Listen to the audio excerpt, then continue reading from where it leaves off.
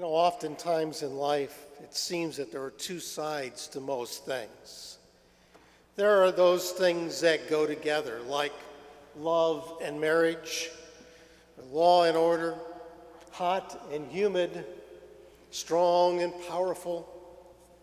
And then there are the opposites, light and dark, hot and cold, high and low, poor and rich, the tortoise and the hare, big and little. And then there are those things that appear to be opposites, but perhaps really are not. Old and young. See that age is a progression, isn't it? It's not something that you're old one or you're young one minute and old the next. It grows, it's a progression. Probably most all the adults can remember when we were this age up here for a children's sermon, right? There are other things like right and wrong that appear to be opposites, but maybe not necessarily. Liberal and conservative. Conventional wisdom often says that there are two sides to every story. And that seems pretty reasonable. Today's gospel certainly has two sides to it. We each have a representative of one of these sides, and each of them have their own point of view. We learned that the leader of the synagogue is quite indignant because Jesus cures this woman on the Sabbath. Paraphrasing the scripture, he clamors, "There are 6 days on which work ought to be done. Come on those days and be cured, not on the Sabbath day." And he is right. We're not supposed to do work on the Sabbath. And the leader of the synagogue certainly seems to have scripture on his side.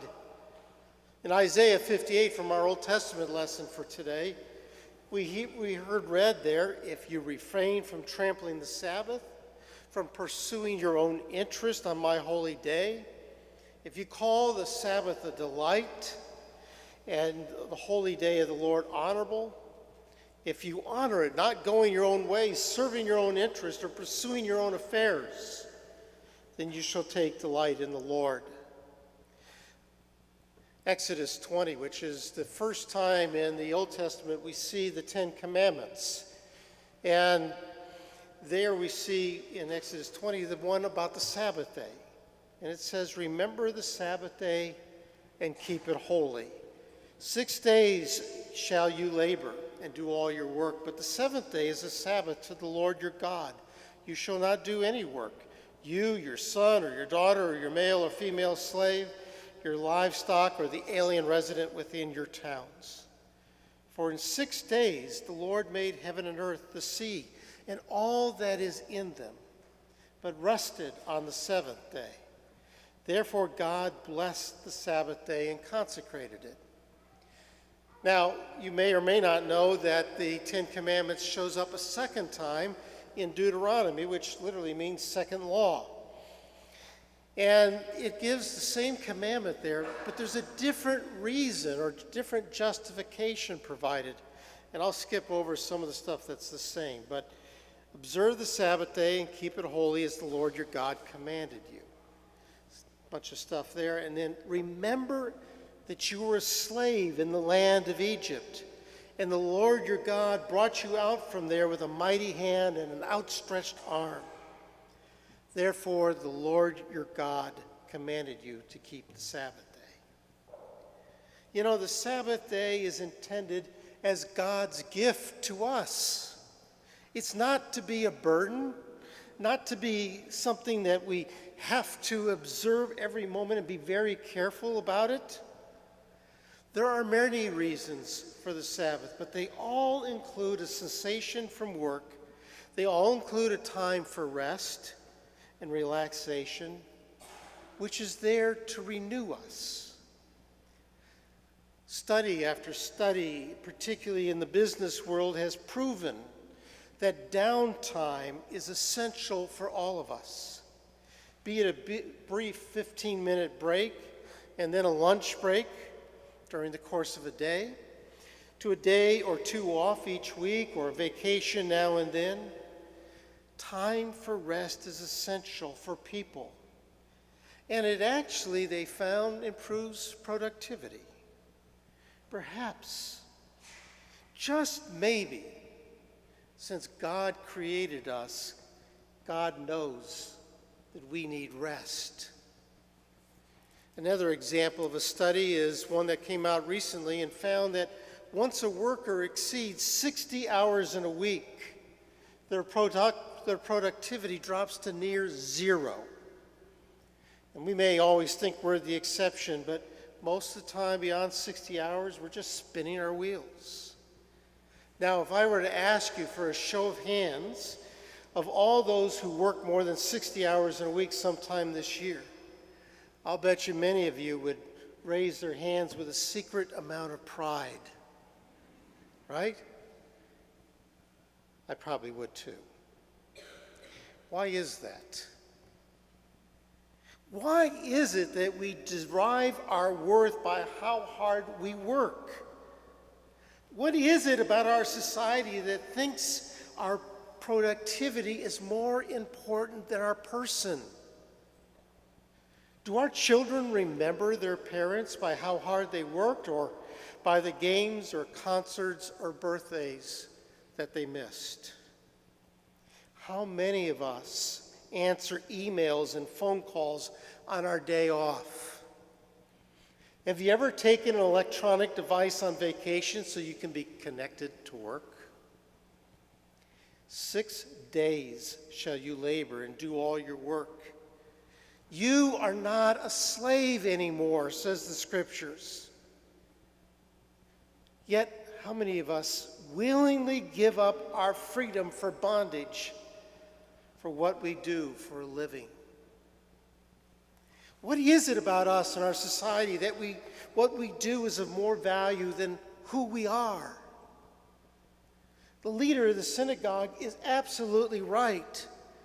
The Sabbath is important, if for no other reason, to remind you and me that we are God's creatures, and that it is where it is in God where our value resides, our worth resides. God determines our value, not the hours we put in. Therefore, the law commands us to keep the Sabbath day holy. Now, law is a good thing. It brings order to our world, but grace is what makes life worth living. But remember, the law and order replaces love and grace. So is Jesus wrong? Is that what I'm saying? Let me make a statement that only those who are mature in faith and life will agree with. One person being right does not require the other person to be wrong. Really, it doesn't. By way of a bad example, much of our political discourse has de-evolved since 1980. Immature people will reject the truth of that statement that one person being right doesn't require the other person to be wrong, and they'll substitute their own fabricated truism. That is, we are right, and those who don't agree with us, they're wrong. Emotional and political discourse lacks any real maturity, it seems. All too often, the partisans sound like children on a playground. So, am I saying that Jesus and the leader of the synagogue are both right? I sure am. Now, Jesus does what seems to be a violation of the Sabbath law. He goes ahead and he heals this woman held in bondage to a condition that Luke describes as a spirit. This action by Jesus distresses the leader of the synagogue to no end. If, presumably, Jesus is aware of the truth of both of their concerns, why does Jesus then chastise him and others? Why would he say, "You hypocrites"? Well, it goes to the heart of the Sabbath law, which Jesus points out to us in several places, but particularly in Mark 2. The Sabbath was made for humankind, and not humankind for the Sabbath. The Sabbath was and is a gift to us, that we may be whole and that we may be well. It was and is to refresh and renew us. The Sabbath was and is about relationships with God and one another. This is what the leader of the synagogue lost sight of. The Sabbath is for the good of us. And what could be better? What could be better in this woman's life than to be healed? What would restore her more than anything? Notice what she did as soon as she could stand upright. She began praising God. Isn't this one of the central activities of the Sabbath? Isn't that one of the main reasons we come on Sundays? To give worship and praise to God? And more than the physical healing, her praise suggests that she experienced a renewed relationship with God. Jesus is keeping the Sabbath, and so is the woman and many others in the crowd who are rejoicing at all the wonderful things that Jesus was doing. Sabbath day is about praise of God, freedom from bondage to all those things that would enslave us, even when we do it willingly, whether it's sin or work or addictions. Sabbath is about the restoration of our minds and bodies.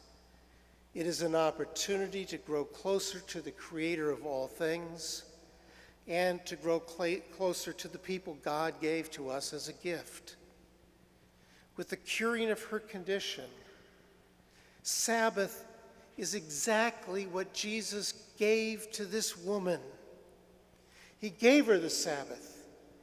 Sabbath is what Jesus offers to all of us: freedom from sin, healing for our spirit, and a deeper relationship with our God. Amen.